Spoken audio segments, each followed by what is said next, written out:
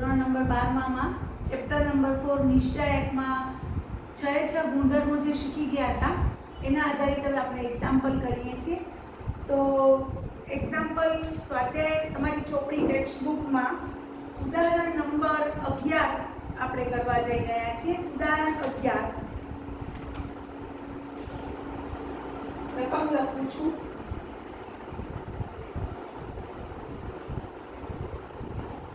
સાબિત કરો કે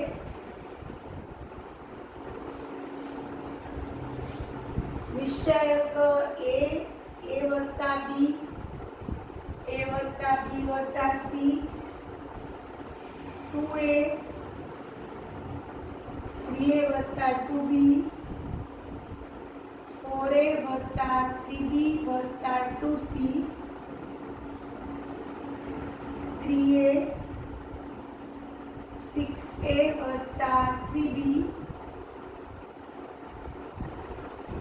10a વત્તા 6b વત્તા 3c આવો નિશ્ચયક છે. બરાબર મારે a ક્યુબ સાબિત કરવાનો છે. a ક્યુબ a ઘન સાબિત કરવાનો છે.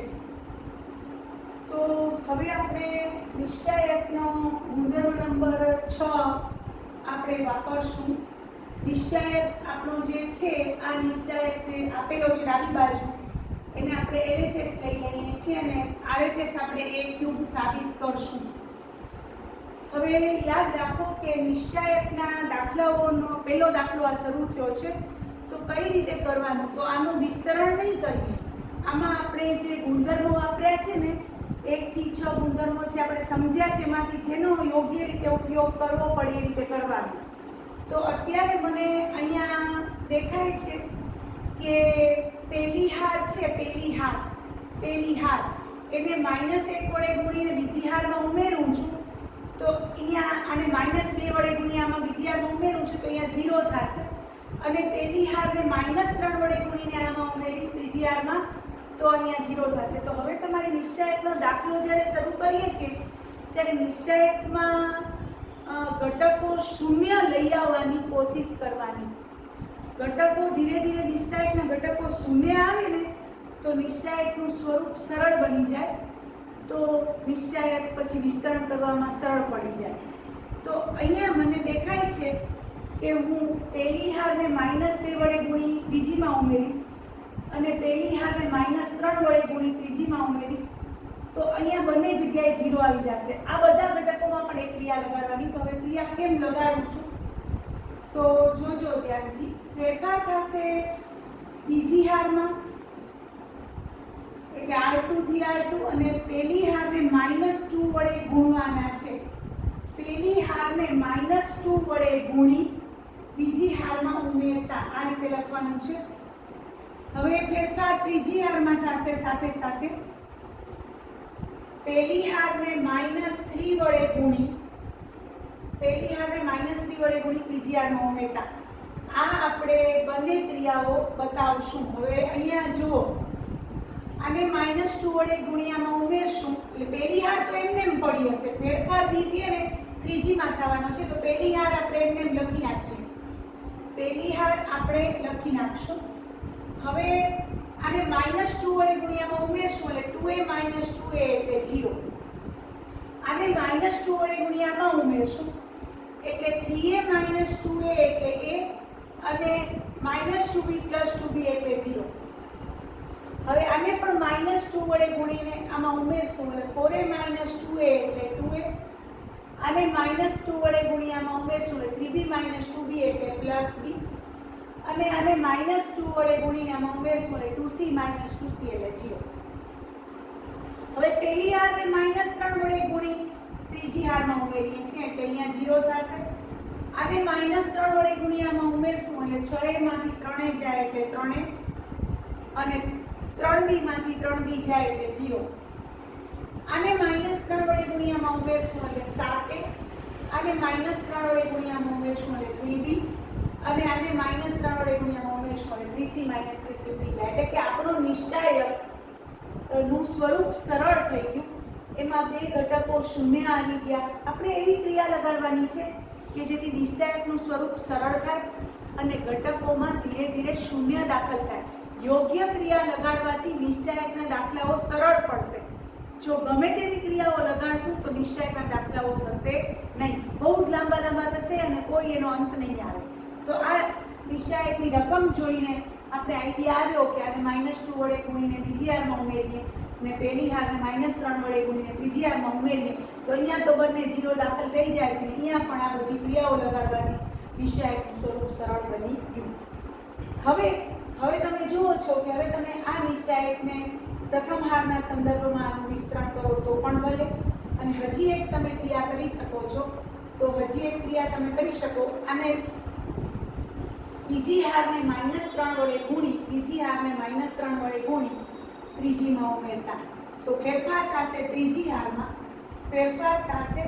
હારમાં ત્રીજી હારને -3 વડે ગુણી અને ત્રીજીમાં ઉમેરતા.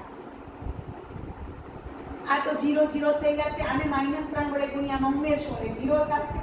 આને -3 વડે ગુણ્યામાં ઉમેરશો એટલે 7 માંથી 6 જાય એટલે 1 અને આ 3b પ્લસ માઇનસ ઉડી જશે એટલે નવો નિશ્ચાયક આપણી પાસે બનશે a plus b plus c 0 a 2a plus b. હવે બીજી હારને -3 વડે ગુણીએ. 0 ગુણ્યા -3 એટલે 0 થશે. અહીંયા -3 વડે ગુણશું એટલે 0 થશે. અને આને -3 વડે ગુણશું તો 7 માંથી 6 જાય એટલે 1 અને અહીંયા 3b ઉડી ગયા એટલે 1 આવે. હવે તમે આ નિશ્ચાયક તમારી પાસે આવ્યો.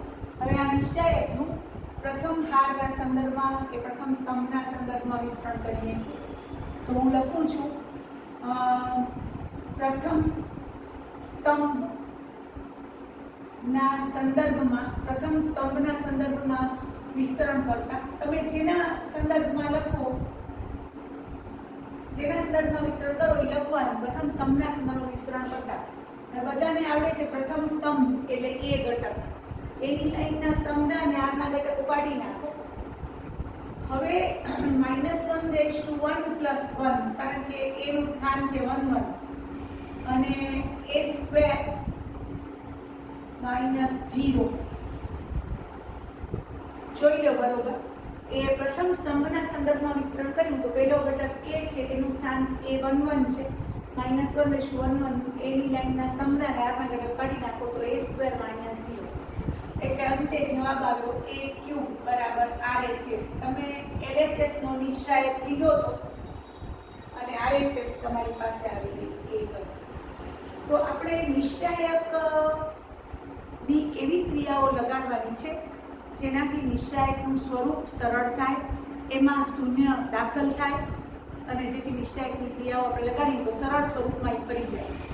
તો આ રીતે આપણે નિશ્ચાયકનો પહેલો દાખલો ઉદાહરણ નંબર 11 આપણે સાબિતીનો કર્યો, જેમાં મેં ગુણધર્મ નંબર 6 વાપર્યો સંકેત સ્વરૂપે આ રીતે. અને બધા વિદ્યાર્થીઓ જોશે બધું જ આ જ રીતે લખવાનું છે, કોઈ ફેરફાર કાંઈ ખોટું કે ચાલશે નહીં. તો આ ઉદાહરણ 11 મેં તમને કરાવ્યું.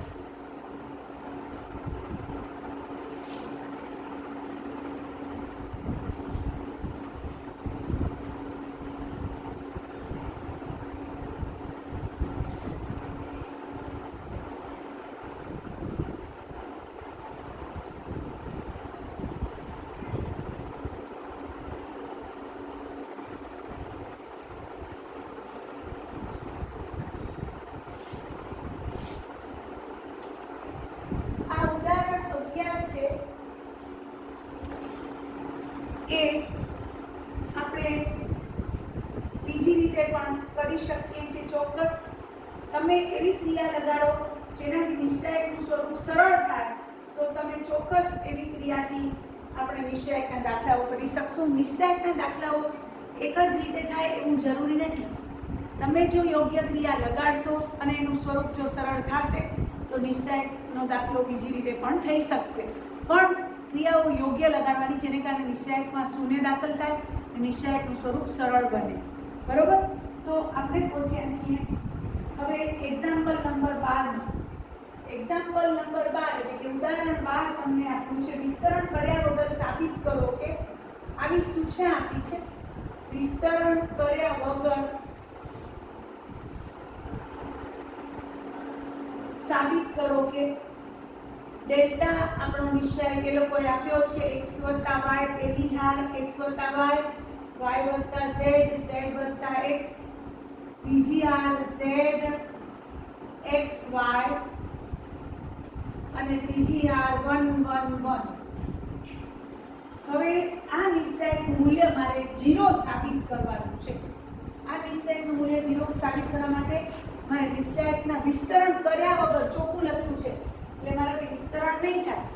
તો મારે નિશ્ચયનું મૂલ્ય 0 સાબિત કરવા માટે તમને બધાને ખબર છે કે ગુણધર્મ નંબર 3 હતો કે નિશ્ચયકની કોઈ પણ બે હાર અથવા કોઈ પણ બે સ્તંભના અનુરૂપ ઘટકો સમાન હોય તો નિશ્ચયકનું મૂલ્ય 0 થઈ જાય છે. તો આપણે અહીંયા એક ટ્રાય કરીએ કે નિશ્ચયકની કોઈ પણ બે હાર અથવા કોઈ પણ બે સ્તંભના અનુરૂપ ઘટકો સમાન કરી નાખીએ તો થાય. તો આપણે એમ કરીએ કે પહેલી હારમાં ફેરફાર થશે, બીજી હારને 1 વડે ગુણી, બીજી હારને 1 વડે ગુણી અને પહેલીમાં ઉમેરતા, બીજી હારને 1 વડે ગુણીને પહેલીમાં ઉમેરતા. તો આપણી પાસે પહેલી હાર બની જશે x + y + z, x + y + z, x + y + z. આ પહેલી હાર બની ગઈ. બીજી હાર તમારી પાસે zxy છે અને ત્રીજી હાર 1 1 1 છે. હવે તમે અહીંયા ગુજરાતીમાં ચોક્કસ લખી શકશો પ્રથમ હારમાંથી x + y + z સામાન્ય લેતા, પ્રથમ હારમાંથી x + y + z સામાન્ય લેતા. તો તમે સામાન્ય લેતા વાળી ક્રિયાને ગુજરાતીમાં આમ લખી શકશો તો x + y + z આગળ આવી રીતે કૌંસમાં કોમન કાઢી લેવાનું અને પહેલી હાર ના ત્રણે ઘટકો 1 1 1 થઈ જશે અને બીજી હાર અને ત્રીજી હાર એમને એમ પડી હશે zxy 1 1 1. હવે તમે જુઓ છો તો કે આ નિશ્ચયક છે એનું મૂલ્ય 0 થઈ ગયું કારણ કે પહેલી અને ત્રીજી હારના અનુરૂપ ઘટકો સમાન થઈ ગયા. તો કારણ લખશું ગુણધર્મ 3 પરથી r1 = r3 હોવાથી ડેલ્ટા = 0. તો કારણ આપણે આ ચોક્કસ લખશું અને એનો જવાબ આવે છે 0. તો આ રીતે આપણે સાબિત કર્યું વિસ્તરણ કર્યા વગર. આપણે પ્રથમ કે દ્વિતીય કે તૃતીય કે સ્તંભના સંદર્ભમાં વિસ્તરણ જ ન કર્યું પણ આપણે એવો સંકેત એવી ક્રિયાઓ લગાડી કે જેને કારણે નિશ્ચયકનું મૂલ્ય 0 થઈ ગયું. બીજી હારને 1 વડે ગુણી પહેલી હારમાં ઉમેરી નાખ્યું એટલે પહેલી હાર x + y + z, ત્રણેય ઘટકો x + y + z બની ગયા. હવે પ્રથમ હારમાંથી x + y + z સામાન્ય કાઢી લઈએ. એવું લખ્યું છે ગુજરાતીમાં પ્રથમ હારમાંથી x + y + z સામાન્ય લેતા x + y + z સામાન્ય લઈ લઈએ એટલે પહેલી હાર 1 1 1 બની ગઈ, બીજી હાર zxy, ત્રીજી હાર પાછી 1 1 1. તો તમને દેખાય છે કે બંને હાર પહેલી અને ત્રીજી હારના અનુરૂપ ઘટકો સમાન છે. તો નિશ્ચયકનું મૂલ્ય ગુણધર્મ 3 પરથી 0 થાય. તો આ રીતે કારણ તરીકે ગુણધર્મ 3 પરથી r1 = r3 હોવાથી ડેલ્ટા = 0 આવું કારણ ચોખ્ખું પરફેક્ટ લખવું પડે. ગુણધર્મના ક્રમ એટલે જ હું તમને કહેતી હતી કે ગુણધર્મના ક્રમ યાદ રાખજો. સાચા ક્રમ અહીંયા લખવા પડે. તમે ભૂલભૂલમાં એમ લખી નાખો ગુણધર્મ 4 પરથી તો ખોટું પડી જાય કારણ કે ગુણધર્મ 4 બીજો ગુણધર્મ છે, આ ગુણધર્મ 3 છે.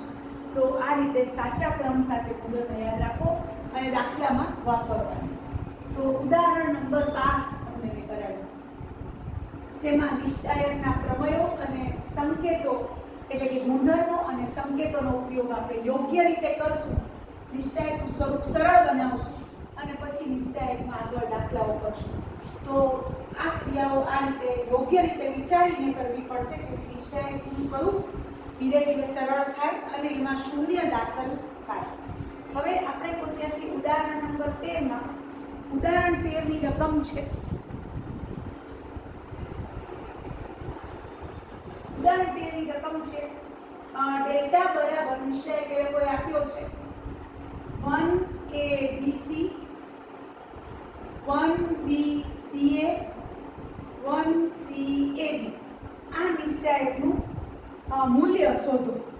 હવે એ લોકોએ આ નિશ્ચાયકનું મૂલ્ય શોધો કહ્યું છે, કાંઈ પણ ચોખવટ નથી કરી, તો તમે વિસ્તરણ કરીને પણ નિશ્ચાયકનું મૂલ્ય ગોતી શકો છો અને તમે નિશ્ચાયકમાં 0 દાખલ કરીને પણ ગોતી શકો છો. તો આપણે અહીંયા દેખાડીએ છીએ, દેખાય છે કે પહેલી હારને -1 વડે ગુણી પહેલી હારને -1 વડે ગુણી બીજીમાં ઉમેરશું અને પહેલી હારને -1 વડે ગુણી ત્રીજીમાં ઉમેરશું તો અહીંયા બંને 0 આવી જશે. તો ફેરફાર બીજી હારમાં થશે. પહેલી હારને -1 વડે ગુણી અને બીજીમાં ઉમેરતા, પછી પહેલી જ હારને -1 વડે ગુણી અને ત્રીજીમાં ઉમેરતા. તો આ બંને ક્રિયાઓ આ રીતે લખવાની. ફેરફાર બીજી અને ત્રીજીમાં થશે તો પહેલી હાર એમને પડી હશે, પહેલી હાર એમને પડી હશે. હવે એનો ઉપયોગ થશે 1 - 1 એટલે 0, b - a, ca - bc, 1 - 1 0, c - a અને -1 વડે ગુણ્યામાં ઉમેરી અને -1 વડે ગુણ્યામાં ઉમેરી. બહુ નિશાનીનું બહુ ધ્યાન રાખવું પડશે, બરોબર. તો ફેરફાર બીજી હારમાં થશે, -1 વડે ગુણી પહેલી હારને બીજીમાં ઉમેરવાનું અને પહેલી હારને -1 વડે ગુણી ત્રીજીમાં ઉમેરવાનું. તો હવે તમે જોશો તો નિશ્ચાયક 1 a b c 0. હવે આમાંથી તમને અહીંયા b - a છે, બરોબર ને, અહીંયા છે a - b, c કોમન કાઢો તો તમારે તમને જે કરવું હોય છૂટ, તમને b - a તો અહીંયા તમે -c કોમન કાઢો તો તમે અહીંયા -c કોમન કાઢો એની આગળ જ, તો અહીંયા અંદર b - a બચશે. પછી અહીંયા c - a છે, અહીંયા તમે -b કોમન કાઢો તો c - a બચશે.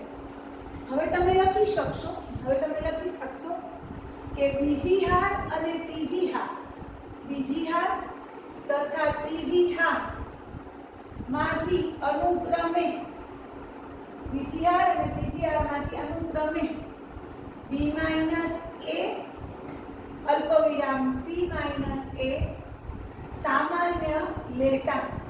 તો તમને દેખાય છે કે બીજી હારમાંથી તમે b - a સામાન્ય લો છો, ત્રીજી હારમાંથી પણ તમે c - a સામાન્ય લો છો. 0 માંથી સામાન્ય નીકળે એટલે 0 છે, અહીંયા 1 આવશે અને અહીંયા આવશે -c, અહીંયા 0 આવશે, અહીંયા 1 આવશે, અહીંયા -b. તો આવો નિશ્ચાયક તમારી પાસે બચ્યો. હવે તમે પ્રથમ હારના સંદર્ભમાં વિસ્તરણ કરો છો. પ્રથમ સ્તંભના સંદર્ભમાં વિસ્તરણ કરતા, તો પ્રથમ સ્તંભના સંદર્ભમાં વિસ્તરણ કરો તો આગળ સામાન્ય લેતા તો લખવાનું ભૂલાઈ ગયું. આ બંને સામાન્ય લીધા છે એ આગળ આવશે, b - a અને c - a બંને ગુણાકારમાં. તો b - a અને c - a જે સામાન્ય લીધા છે એ આગળ ગુણાકારમાં આવશે. હવે પ્રથમ સ્તંભનો પહેલો ઘટક 1 છે અને 1 ની બાજુમાં -1 રેશ ટુ 1 + 1, કારણ કે 1 નું સ્થાન a11 છે. 1 ની લાઈનના સ્તંભના અને આના ઘટકો કાઢી નાખો તો -b + c આવશે, -b + c, બરોબર. બાકીના બે તો 0 છે એટલે 0 સાથે તમે કરશો તો નીકળી જશે. ફરીથી -b + c એટલે હવે તમારી પાસે b - a, c - a